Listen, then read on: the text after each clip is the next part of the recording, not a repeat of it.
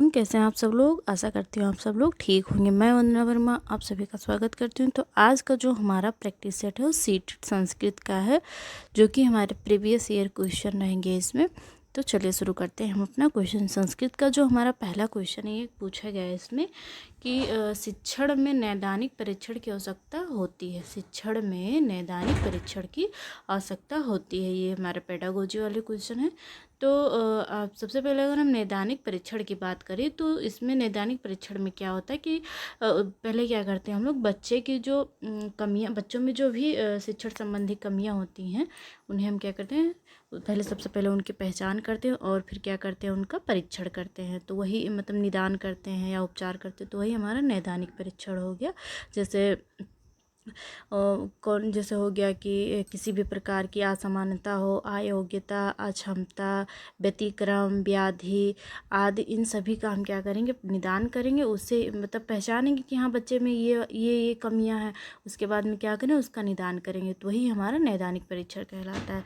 तो इसमें पूछा गया कि परीक्षण की आवश्यकता होती है छात्र की पहला ऑप्शन है छात्र की पारिवारिक आय की जांच करने के लिए। तो ये तो हमारा गलत है, क्योंकि इसमें बच्चों की कमियां, हमें जो शिक्षा से संबंधित कमियां हैं वो हमें मतलब उनका उपचार करना होता पता करके, ना कि उनके आय की। ठीक, स्वास्थ्य परीक्षण के लिए। और तीसरा ऑप्शन है छात्र की विषयगत कमजोरियों को जानने के लिए, छात्रों में प्रतिस्पर्धा की भावना की। ये भी नहीं होगा, स्वास्थ्य संबंधित भी कोई ऐसा इसमें परीक्षण नहीं किया जाता है। तो जो विषयगत कमजोरियां होती है बच्चों में, उनका निदान किया जाता है, उसे नैदानिक परीक्षण कहते हैं। तो ऑप्शन नंबर सी हमारा राइट आंसर हो जाएगा। आशा करते हैं समझ में आया होगा आप लोगों को। अगला क्वेश्चन है कि कक्षा शिक्षण में सबसे आवश्यक शिक्षण सामग्री कौन सी है। कक्षा शिक्षण में सबसे आवश्यक शिक्षण सामग्री कौन सी है। पहला ऑप्शन है रेडियो, दूसरा ऑप्शन है चार्ट, तीसरा ऑप्शन है श्यामपट्ट और चौथा ऑप्शन है ग्रामोफोन। तो शिक्षण सहायक कक्षा शिक्षण में जो सबसे आवश्यक शिक्षण सामग्री है वो क्या है। आपने सभी क्लास में हर जगह आपने क्या देखा होगा, चाहे छोटी सी क्लास हो लेकिन चाहे ब्लैक बोर्ड हो या व्हाइट बोर्ड हो, कोई ना कोई ज़रूर लगा होता है। तो इसमें जो सबसे ज़्यादा आवश्यक हो क्या है, श्यामपट्ट है। ठीक है, जिसे ब्लैक बोर्ड या वाइट बोर्ड बोलते हैं, हिंदी में उसे श्यामपट्ट कहते हैं। तो जो श्यामपट्ट है वो सबसे अधिक आवश्यक शिक्षण सामग्री है। ठीक, अगर रेडियो क्लास में नहीं है, चार्ट नहीं है, ग्रामोफोन नहीं, तो भी कोई बात नहीं, लेकिन अगर श्यामपट्ट नहीं है तो उसके बिना जो बच्चों को समझाना हो या कुछ भी लिख के बताना हो तो क्या होता है कि वो कहाँ पर आप लिखेंगे, रेडियो में लिख के तो नहीं बता सकते। रेडियो केवल ये होता है कि कुछ आवाज़ उसमें आ रही है, आप सुन सकते हैं, जो भी हो। तो जो सबसे आवश्यक सामग्री हमारी क्या है, वो क्या है, श्यामपट्ट है। ठीक, आगे बढ़ते हैं। लेखन शिक्षण में प्रतिलेख का तात्पर्य है। लेखन शिक्षण में प्रतिलेख का तात्पर्य है पुस्तक से कुछ अंश को देखकर लिखना। अध्यापक बोलता है, छात्र लिखता है, एक छात्र बोलता है, अन्य छात्र लिखते हैं, स्मरण के आधार पर लिखना। अगर हम प्रतिलेख की बात करें तो प्रतिलेख से तात्पर्य होता है कि जो चीज़ लिखी गई हो, जो कहते हो उतार दे, जैसे लिखी गई हो जो कहते हो। जैसे नकल हम लोग लिखते थे ना बचपन में, जब हमें बोला जाता था कि घर से नकल लिख के लेकर आना है, तो जो जो लिखा रहता था वही वही हम लिखा, मतलब दूसरी नोटबुक में उसे उतार देते थे। तो वही हमारा क्या हो गया, प्रतिलेख हो गया। तो इसमें किस ऑप्शन में है कि पुस्तक से कुछ अंश को देख कर लिखना हमारा राइट आंसर हो जाएगा। आगे बढ़ते हैं हम लोग। अगला क्वेश्चन है कि छंदोबद्धता होती है। छंदोबद्धता जो होती है किस में होती है, गद्य में होती है, नाटक में, पद्य पाठ में या कहानी में। तो जो नाटक इसमें इसमें जो छंदोबद्धता बताया गया है, तो इसमें गद्य और पद्य दोनों होते हैं नाटक में। तो ये तो हमारा होगा नहीं। और गद्य पाठ में, कहानी पाठ में और पद्य में। तो गद्य जो होता है एक जैसे कोई कहानी हो गया, जैसे गद्य का कोई भी, जैसे हम लोग अभी जो हिंदी में हमारे गद्यांश आते हैं उसमें कहीं भी आप देख लीजिए, कोई ऐसा तो नहीं होता कि कोई आपको मतलब गा के कुछ बताना है या कोई ऐसा दोहा वगैरह दिया गया हो, तो वो नहीं होता है। लेकिन जो हमारे पद्य होते हैं अक्सर ऐसे दिए गए होते हैं, कोई कविता होती है या किसी काव्य का कोई काव्यांश ले लिया जाता है। तो इसमें जो हमारा राइट आंसर होगा ऑप्शन नंबर सी हो जाएगा, पद्य पाठों में छंदोबद्धता होती है। ठीक, आगे बढ़ते हैं हम लोग। निम्नलिखित में से कौन अशुद्ध वाचन का कारण नहीं है? अशुद्ध वाचन का कारण नहीं है, हमें ये ढूंढना है। तो पहला ऑप्शन है वर्णों की ध्वनियों का ज्ञान न होना, दूसरा ऑप्शन है प्रयत्न लाघव, तीसरा ऑप्शन है उच्चारण संबंधी अभ्यास की कमी, और चौथा ऑप्शन है असस्वर वाचन। तो अशुद्ध वाचन का कारण नहीं इसमें पूछा गया है, आपको ध्यान रखना है। क्या पूछा गया है? अशुद्ध वाचन का कारण नहीं है। तो वर्णों की ध्वनियों का ज्ञान न होना, तो ये अशुद्ध, हम जब वो जो वर्ण है उसकी ध्वनि का ज्ञान हमें नहीं रहेगा तो जाहिर सी बात है हम अशुद्ध उच्चारण करेंगे। तो ये तो हमारा है प्रयत्न लाघव। देखते हैं आगे, उच्चारण संबंधी अभ्यास की कमी, सस्वर वाचन। तो जो ये सारे क्या हैं, ये तीनों ही हमारे क्या हैं, अशुद्ध उच्चारण के कारण है, लेकिन जो सस्वर वाचन है ये अशुद्ध उच्चारण का कारण नहीं है। तो ऑप्शन नंबर डी हमारा राइट आंसर हो जाएगा। आगे बढ़ते, का वर्ण का उच्चारण स्थान है। का वर्ण का उच्चारण स्थान है, तो एक सूत्र होता है अकुह विसर्जनीय नाम कंठा। आ वर्ण का और कु मतलब का वर्गीय जितने वर्ण होते जैसे का, ख, ग, घ, अंग, इन पांचों वर्णों का, और हा और विसर्ग होते हैं उनका उच्चारण हम कहाँ से करते हैं? कंठ से करते हैं। तो अकु विसर्जनीय नाम कंठा मतलब आ, कुवर्ग, हा और जो विसर्ग वाले होते हैं उनका उच्चारण स्थान क्या है? कंठ है। तो का जो है का उच्चारण स्थान क्या है? कंठ है। तो ऑप्शन नंबर सी हमारा राइट आंसर हो जाएगा। आप लोग सूत्र जरूर याद कर लीजिए, क्योंकि कभी कभी उच्चारण स्थान न देकर सूत्र दे दिया जाता है। जैसे अको विसर्जनीय नाम कंठा, इचु यसाणाम, जो भी हमारे जितने सूत्र हैं 7-8 सूत्र है उच्चारण स्थान के, तो आप लोग उसे ज़रूर याद कर लें, क्योंकि कभी कभी जो है उच्चारण स्थान न देकर सूत्र दे दिया जाता है कि ये जो सूत्र है ये किस के लिए है, मतलब किस उच्चारण स्थान के लिए है, या ऑप्शन दे दिया जाएगा का, खा, गा या अंगा, जो भी दे दिया जाएगा कि इसका उच्चारण स्थान मतलब इस सूत्र का प्रयोग हम किस में करेंगे। तो आप लोग जो सूत्र है उसे अगर नहीं याद किए हैं तो ज़रूर याद कर लें। तो ऑप्शन नंबर सी हमारा राइट आंसर हो जाएगा। ठीक, आगे बढ़ते हैं हम लोग। इक्ष्वाकुवंशी राजाओं का निरूपण प्राप्त होता है। इक्ष्वाकुवंशी राजाओं का निरूपण प्राप्त होता है। पहला ऑप्शन है 10 कुमारी चरितम में, रघुवंशम में, मेघदूतम में और कादम्बरी में। तो इसका जो हमारा राइट आंसर होगा ऑप्शन नंबर बी होगा, रघुवंशम में। ये जो मैंने रचना करवाई है ये इसको मैंने बताया है, आप लोगों को पहले ही बता दिया है। अगर आप लोग देख लिए हैं वीडियो तो अच्छी बात है, नहीं देखे हैं तो चैनल पर जाकर उसे देख सकते हैं। 2 पार्ट में है रचना। एक मतलब जो दिया गया उसमें कि संस्कृत के लेखक उनकी रचनाएं पार्ट 1 और पार्ट 2 करके दिया गया है। तो आप दोनों देख सकते हैं, दोनों वीडियो 10-10, 12-12 मिनट की हैं। तो उसमें मैंने ये भी बताया कि किसका वर्णन कहाँ पर है। तो इसमें इक्ष्वाकुवंशी राजाओं का निरूपण पूछा गया है तो रघुवंशम में है। और आप लोगों को कमेंट करके बताना है कि जो रघुवंशम है ये किसकी रचना है और ये क्या है, गद्य मतलब खंड काव्य है, महाकाव्य है, नाटक है, क्या है। तो जो भी जिसे भी आता हो वो ज़रूर बताए कि रघुवंशम क्या है। ठीक, अगला क्वेश्चन हमारा है कि अष्टाध्यायी ग्रंथ संबंधित है। अष्टाध्यायी जो ग्रंथ है ये किससे संबंधित है? तो ये भी मैंने करवा दिया है, आप लोग जाकर उसे देख सकते हैं। जो कि बृहत्त्रयी पूछा जाता है, गद्यत्रयी पूछा जाता है, और संस्कृत के जो त्रिमुनि हैं उनका नाम पूछा जाता है, उनकी रचनाएं पूछी जाती है। तो ये सारी मैंने वीडियो जो फास्ट रिवीजन में करवा दिया है। आप लोग अगर देखना चाहते हैं, रिवीजन करना चाहते हैं, या आप लोग पहले नहीं पढ़े हैं तो पढ़ सकते हैं अभी। ठीक, तो अष्टाध्यायी ग्रंथ जो है किससे संबंधित है? पहला ऑप्शन है व्याकरण से, दूसरा ऑप्शन है नाट्यशास्त्र से, और तीसरा ऑप्शन है अलंकार से, चौथा ऑप्शन है काव्य शास्त्र से। तो जो अष्टाध्यायी ग्रंथ इसके जो रचयिता हैं वो कौन है? तो पाणिनि जी हैं। ठीक, अष्टाध्यायी के रचयिता कौन है? पाणिनि जी हैं। इसमें अगर हम अध्याय की बात करें तो 8 अध्याय हैं, और प्रत्येक अध्याय में कितने पद होते हैं? पाद होते हैं, 4 पाद होते हैं। तो कुल मिला के हमारे जो 8 अध्याय हैं इसमें अगर पादों की संख्या पूछी जाए तो 32 पाद होते हैं, और अगर इनमें सूत्रों की संख्या देखी जाए तो लगभग 4000 सूत्र होते हैं। वैसे अगर एक्यूरेट देखा जाए तो 3996 सूत्र होते हैं, जिसे हम लगभग 4000 कह सकते हैं।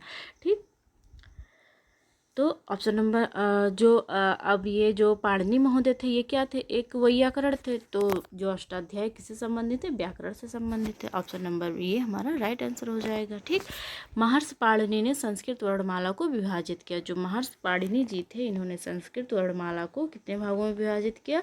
पहला ऑप्शन है 12 खंडों में, दूसरा है 14 खंडों में, तीसरा है 16 खंडों में, चौथा है 18 खंडों में। तो जो महर्षि पाणिनि जी थे इन्होंने संस्कृत वर्णमाला को 14 खंडों में विभक्त किया, जिसे हम क्या कहते हैं, माहेश्वर सूत्र के नाम से जानते हैं। कभी कभी ये पूछ लिया जाता है कि जो माहेश्वर सूत्र है उनकी संख्या कितनी है, या माहेश्वर सूत्र को अन्य किन किन नामों से जाना जाता है। ठीक, तो जो माहेश्वर सूत्र हैं अगर हम देखें कि कौन कौन से हैं, तो आयुड़, ऋलिक, अयोंग, एओच, हैवरट, लड़, यमंगणनम, झवह, गणधस, जब, गणदस, खफ, छठ, चटत, चटतो, कपय, शस्यर और हल। ये हमारे हो गए 14 माहेश्वर सूत्र। और ये यहाँ से कई प्रकार के क्वेश्चन बनते, कभी प्रत्याहार पूछ लिया जाता है और कभी कभी ये पूछ लिया जाता है किस किस प्रत्याहार के अंतर्गत ऊष्म वर्ण आएंगे या अंतस्थ वर्ण आएंगे। तो ये सारी चीज़ें पूछी जाती है माहेश्वर सूत्र से। अगर आप लोग नहीं किए हैं माहेश्वर सूत्र तो कर सकते हैं, मतलब उसका रिवीजन कर लीजिए। क्वेश्चन के माध्यम से तो हम करवाए रहे हैं, लेकिन अगर आपके पास कोई बुक हो जिसमें माहेश्वर सूत्र दिए गए हों, प्रत्याहार दिए गए हों, तो आप उसे कर लीजिए, क्योंकि 1-2 नंबर का क्वेश्चन यहाँ से बन जाता है। कभी कभी तो केवल माहेश्वर सूत्र के जो अन्य नाम है वही पूछ लिया जाता है। तो माहेश्वर सूत्र को सूत्र जाल भी कहते हैं, और सूत्र जाल हो गया, और कई नाम है अभी मुझे याद नहीं आ रहा है। तो आप लोग उसे कर सकते हैं। अगर कहें, मतलब अगर आप लोगों को पढ़ना हो कि हाँ कोई फास्ट मतलब माहेश्वर सूत्र के लिए 5-6 मिनट की कोई वीडियो डाल दीजिए, तो मैं उसे मतलब बनाकर डाल दूँगी, अगर अपलोड कर दूँगी, अगर आप लोग उससे देखना चाहें। अगर कोई एक भी लोग अगर कमेंट कर देगा कि हाँ मुझे देखें, मतलब ये रिवीजन करना है माहेश्वर सूत्र, इसको मतलब बता दीजिए, तो हम ज़रूर डालेंगे, लेकिन जब आप लोग कमेंट करेंगे तब। ठीक, ता वर्ग का उच्चारण स्थान क्या है, तो कंठ का हमने क्या देखा सूत्र, अकु विसर्जनीय नाम कंठा, मतलब जो का वर्ग है इसका उच्चारण स्थान क्या है, कंठ है। आ का भी कंठ और हा और विसर्ग वाले जो हैं उनका उच्चारण स्थान क्या है, कंठ है।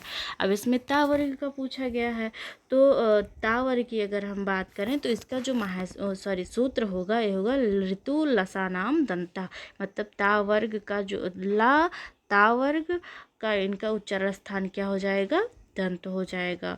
ठीक, और एक जो दंतिसा है इसका भी उच्चारण स्थान क्या होता है, इसका भी उच्चारण स्थान दा होता है। ऋतु लसानाम दंता, ल्यू मतलब कि ला, ता वर्ग, शा, ठीक, इन सब का उच्चारण स्थान क्या है, तो दंत है। तो ऑप्शन नंबर सी हमारा राइट आंसर हो जाएगा। हमने 2 सूत्र देख लिए हैं, अकु विसर्जन या नाम कंठा। अगर आप लोग लिखना चाहें तो किसी रफ कॉपी में ऐसे कोने में लिख सकते हैं, 1-2 बार अगर पढ़ लेंगे तो याद हो जाएगा। अकु विसर्जन या नाम कंठा, ये कंठ का हो गया। ऋतु लसा नाम दंत, तो ये किसका हो गया, दंत का हो गया। अभी हमारे कितने, अभी ताल, मूर्धा और दंतोष्ठ और कंठोष्ठ ये सब छूट रहा है, तो अभी हम आगे देखेंगे, इसलिए हम नहीं बता रहे हैं, क्योंकि अभी किसी ना किसी वीडियो में ज़रूर आएगा। ठीक, अगर हाँ, अच्छा चलिए कोई बात नहीं। तालु का अगर हम देखें तो इसका हो जाएगा इचू यसा नाम तालु, मतलब कि ई, चा वर्ग और या और श, जो तालब विशा होता है इसका उच्चारण स्थान क्या है, तालु। तो तालु का जो सूत्र है उच्चारण स्थान के लिए क्या है, इचू यसा नाम तालु, इचू यसा नाम तालु। ये तालब भी का हो गया, तालु उच्चारण स्थान का हो गया। और ऋतु लसा नाम दंता, ये दंत का हो गया, मतलब दंत उच्चारण स्थान का हो गया। और कंठ का क्या होगा, तो अको विसर्जनीय नाम कंठा। ठीक, ये किसका हो जाएगा, कंठ का हो जाएगा। ठीक, अब हमारा मूर्धा बच रहा है जो कि हम आगे देखेंगे। ठीक, गम धातु को लोट लकार प्रथम पुरुष एक वचन में क्या, गम धातु का लोट लकार प्रथम पुरुष एक वचन में क्या रूप होगा। तो गम धातु का हम लोट लकार देख लेते हैं।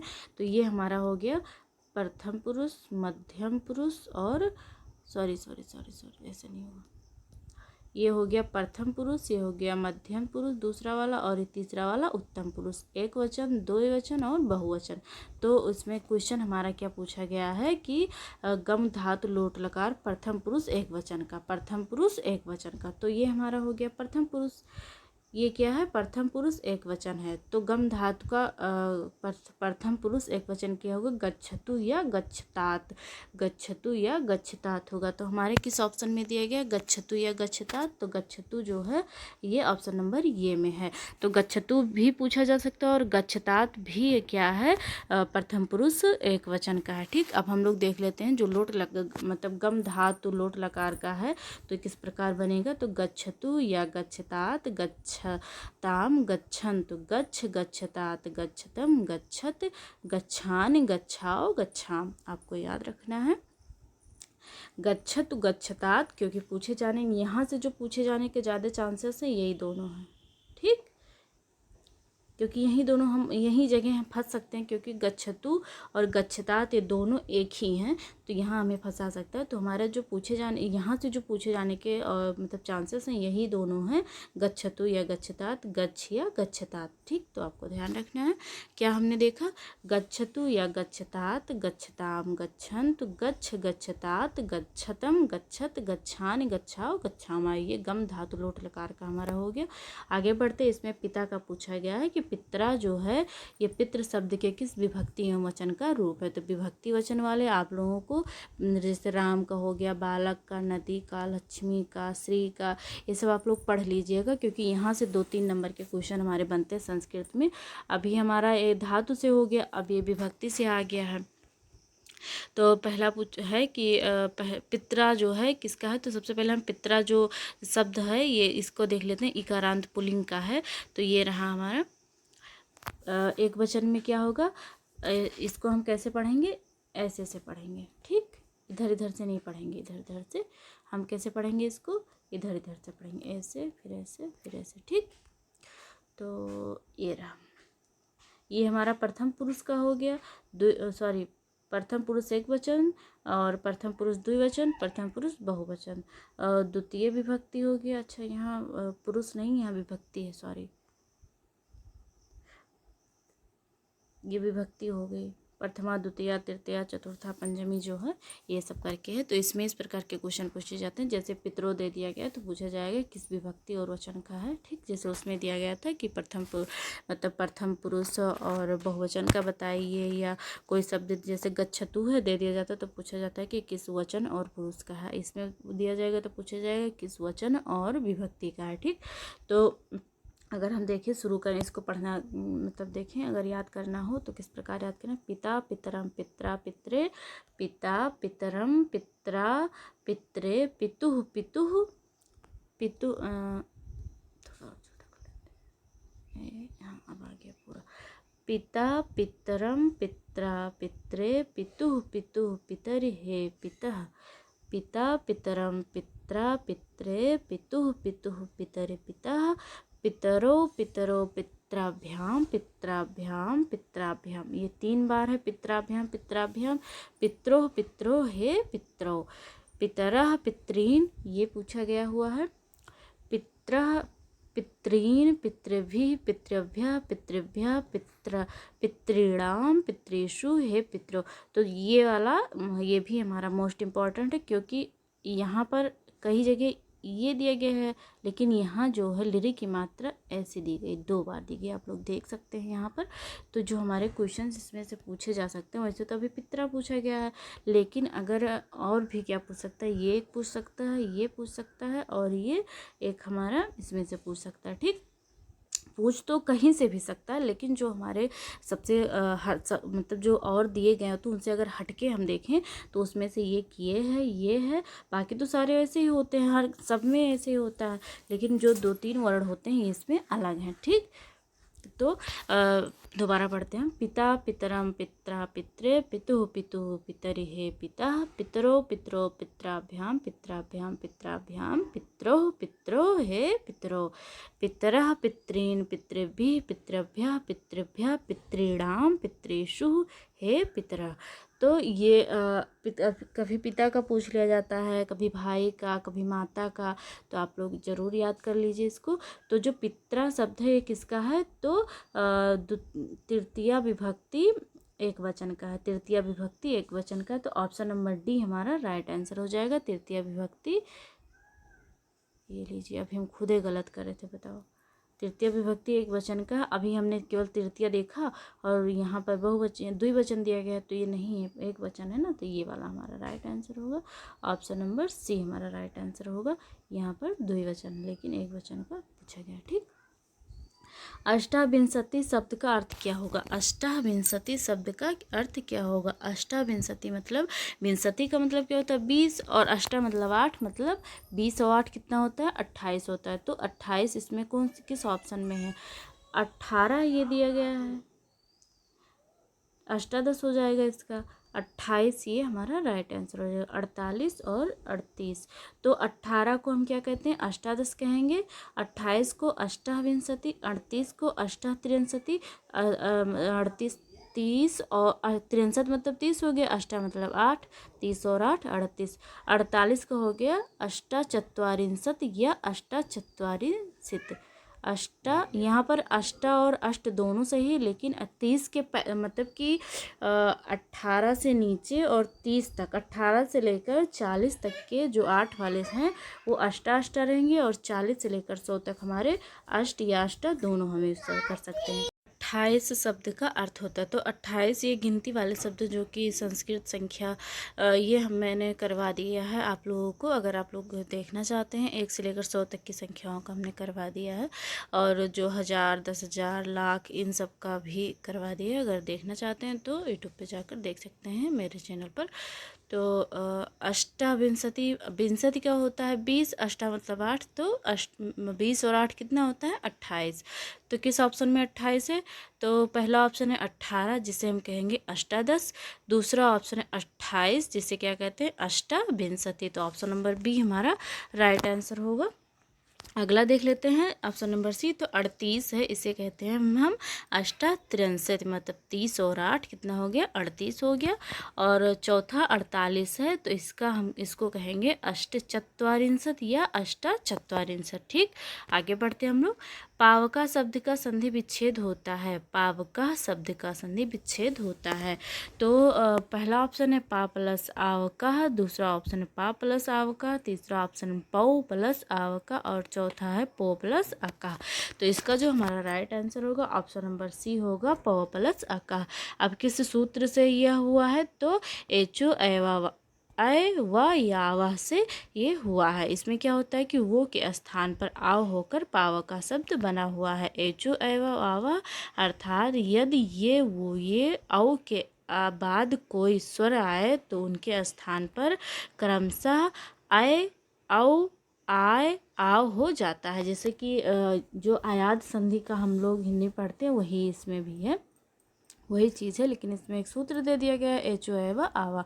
आयात संधि का भी तो यही हम लोग याद रखते हैं कि अगर आयात संधि है तो अय आओ औ आय ये अगर आ रहा है संधि विच्छेद करने पर, तो वो हमारा आयात संधि हो जाएगा।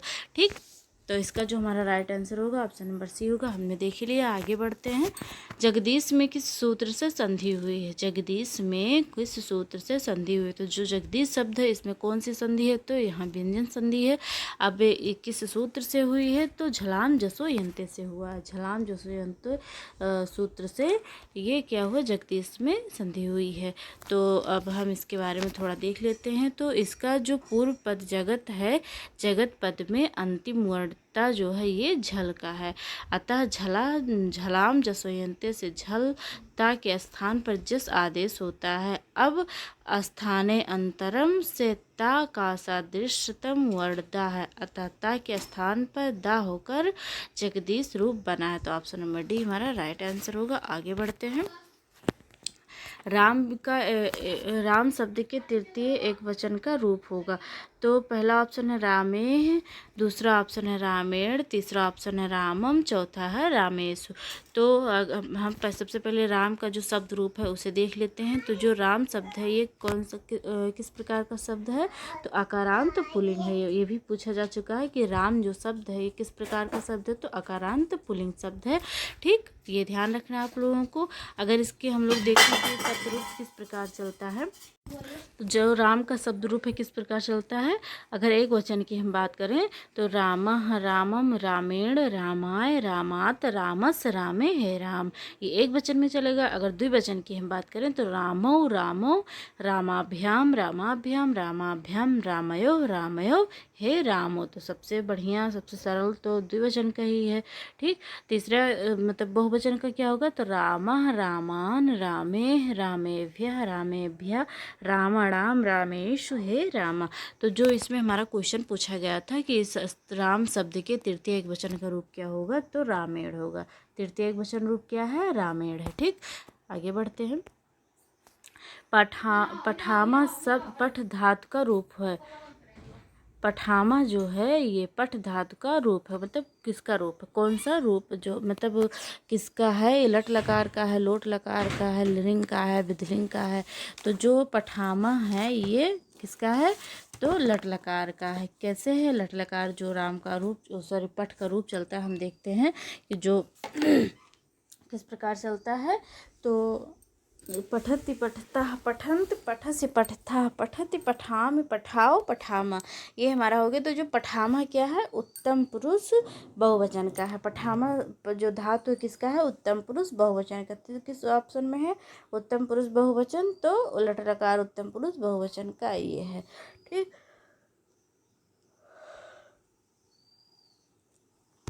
अब दा धातु में त्व प्रत्यय का योग करने पर कौन सा शब्द बनता है। दा धातु में त्व प्रत्यय करने पर जो योग करने पर क्या होता है, तो पहला ऑप्शन है दात्व, दूसरा ऑप्शन है दयित्व, तीसरा ऑप्शन है दत्व, चौथा है दायित्व। तो इसका जो हमारा राइट आंसर होगा ऑप्शन नंबर सी होगा, दत्व हो जाता है। दा धातु में त्व प्रत्यय करने पर क्या होता है, दत्व होता है। ठीक, सह पादेन खंजा अस्ते, वाक्य में पादेन शब्द में तृतीय विभक्ति का विधायक सूत्र है। तो इसमें अंग विकार की बात कही गई। सह पादेन खंजा मतलब होता है कि वह पैर से क्या है, लंगड़ा है। सह पादेन खंजा का क्या अर्थ होगा, पादे मतलब उसमें क्या है कि अंग मतलब वो पैर से क्या है, लंगड़ा है। तो इसमें अंग विकार की बात की गई है। तो किस उसमें है, तो रुच्यार्थानाम प्रियमाणा, मतलब जो रुचिकर वस्तु होती है वो क्या होती है, प्रिय होती है। तो इसमें अगर कोई रुचिकर वस्तु की बात की गई होती तो उसका हो जाता एनांग्या विकार, मतलब कि अंग विकार वाले शब्द जो हैं उसके लिए कौन सा सूत्र होता है, तो एनांग्या विकारा हो जाएगा। अधिशीतस्थाम कर्म अकथित च, तो ये सब नहीं होगा। ऑप्शन नंबर जो बी है हमारा राइट आंसर हो जाएगा। एंगांग एनांग विकारा, एनांग विकारा। ठीक, संस्कृत के प्रत्येक लकार के पुरुष होते हैं। तो आपने जितने भी लकार देखे होंगे उसमें 3 पुरुष होते हैं। एक होता है प्रथम पुरुष या अन्य पुरुष, मध्यम पुरुष और उत्तम पुरुष। ठीक, तो ऑप्शन नंबर सी हमारा right sorry option number B हमारा राइट आंसर होगा, 3 पुरुष होते हैं। ठीक, संस्कृत में भविष्य काल के लिए प्रयोग किया जाता है। तो जो हमारे काल होते हैं जैसे वर्तमान काल, भूतकाल, भविष्य काल, अज्ञार्थक, तो जो संस्कृत में काल हैं वो कितने हैं, 4 हैं। अब हम देख लेते हैं उनके नाम संस्कृत में क्या कहते हैं। तो मतलब वर्तमान काल को लट लकार कहते हैं। अज्ञार्थक मतलब कि लोट लकार, जो कि हमारा पूछा गया था गम धातु का लोट लकार, तो उसका हिंदी क्या होगा, अज्ञार्थक होगा। एक होता है भविष्य काल, जो कि लिरिट लकार कहते हैं भविष्य काल को। और भूत आनदतन भूतकाल कहें या भूतकाल की ओर कहें तो इसका हो जाएगा लंग लकार। तो ये आप लोग याद रखिएगा, क्योंकि ये क्वेश्चन कई बार पूछा गया है हमारे एग्जाम में, कि जैसे अभी इसमें भविष्य काल का पूछ लिया गया, कभी वर्तमान का पूछ लिया जाएगा, तो कभी अज्ञार्थक का, कभी किसी का। तो आपको याद रखना है कि संस्कृत में किस काल को क्या कहते हैं। ठीक, तो इसका जो हमारा राइट आंसर होगा ऑप्शन नंबर, भविष्य काल का पूछा गया तो भविष्य काल का क्या है, तो लिरिट लकार है भविष्य काल का। भविष्य काल को संस्कृत में क्या कहते हैं, लिरिट लकार कहते हैं। तो ऑप्शन नंबर ये सी हमारा राइट आंसर हो जाएगा। निम्नलिखित में से कौन सा उपकरण श्रव्य दृश्य दोनों है। तो टेप रिकॉर्डर में केवल हमें आवाज़ सुनाई देती है। चार्ट केवल दृश्य साधन है। ग्रामोफोन ये भी ये क्या है, श्रवण साधन है। लेकिन जो टेलीविज़न है इसमें हम चित्रों को देखते भी हैं और उन्हें सुनते भी हैं। तो ऑप्शन नंबर सी हमारा राइट आंसर होगा, जो कि श्रव्य दृश्य दोनों है। ठीक, फिर तेन में विभक्ति है, तेन में विभक्ति है प्रथमा, दूसरा ऑप्शन है द्वितीय, तीसरा ऑप्शन है तृतीय, चौथा ऑप्शन है चतुर्थी। तो ये तम शब्द का शब्द रूप पूछा गया है। तो सह तम तेन तस्मे, सह तम तेन तस्मे, तस्मात् तस्य तस्मिन्, सह तम तेन तस्मे, सह तम तेन तस्मे, तस्मात् तस्य तस्मिन्। ये पहला एक वचन का हो गया। दूसरे वचन का देखें तो तौ तौ ताभ्याम ताभ्याम ताभ्याम तयोः तयोः। फिर हमारा हो गया किसका, बहुवचन का, ते तान ते तेभ्यः तेभ्यः तेसाम तेसु। तो जो तेन शब्द दिया गया है ये किसका है, तो तृतीय विभक्ति एक वचन का है। तो ऑप्शन नंबर हमारा कौन सा सही हो जाएगा, तृतीय विभक्ति, ऑप्शन नंबर सी हमारा राइट आंसर हो जाएगा। आगे बढ़ते हैं हम लोग। ये सब आप लोग याद कर लीजिएगा क्योंकि बहुत ही ज़्यादा इंपॉर्टेंट है। विभक्ति से ये हमारा तीसरा क्वेश्चन है और 2 क्वेश्चन हमारे उसके हो गए धातु रूप से। ठीक, आगत्यम में प्रत्यय है, आगत्यम में प्रत्यय है, कत्व प्रत्यय, त्वा प्रत्यय, कत प्रत्यय, लेव प्रत्यय और सत्र प्रत्यय। जो अगत्य है इसमें कौन सा प्रत्यय है, तो इसका जो हमारा राइट आंसर होगा